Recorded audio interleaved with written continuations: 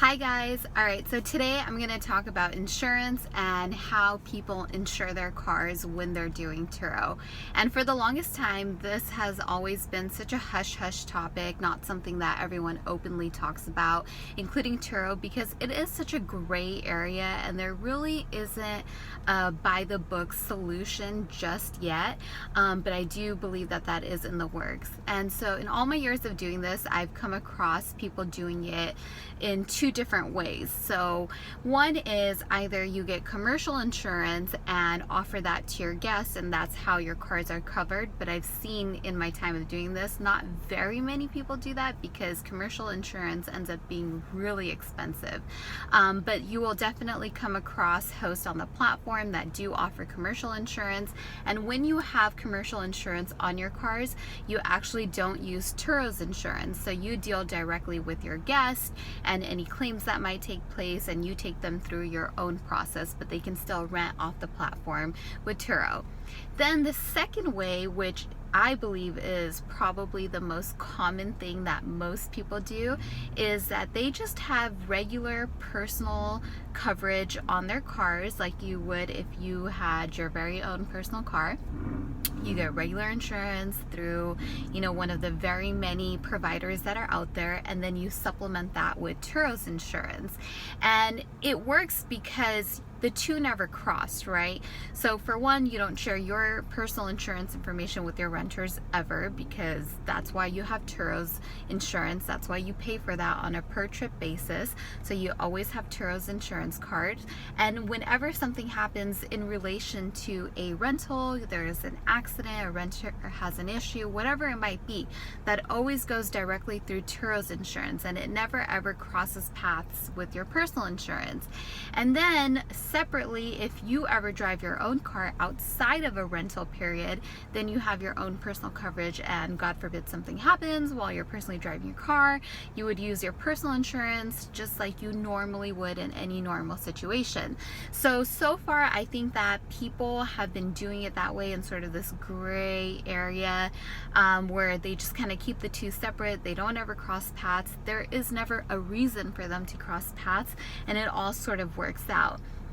I also think that that's why this whole past year, Turo has been working really hard on providing an insurance option for hosts so that we can have personal coverage along with Turo's insurance for the rental periods. And that was, I think, goes right along with that update that they came out with in regards to Metromile possibly being one of the options for coverage. I know they've been looking at other companies as well, so hopefully that rolls out sooner than later.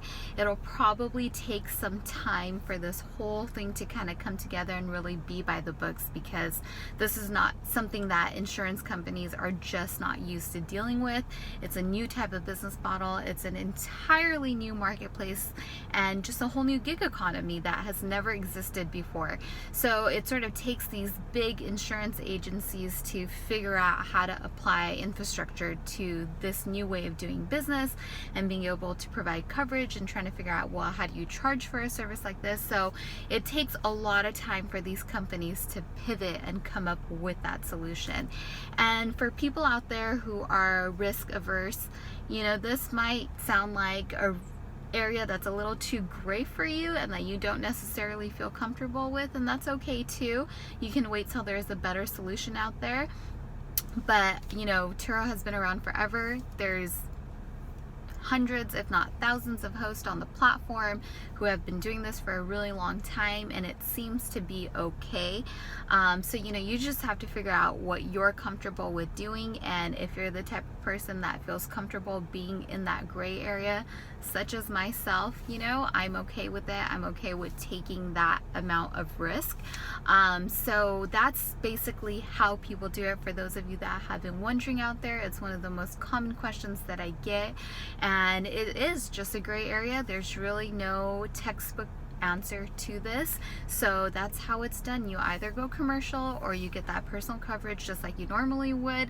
supplement it with your Turo insurance, and the two just never cross paths. So you can use any insurance agency out there. Just go do your own research in your own area and see what works out best for you.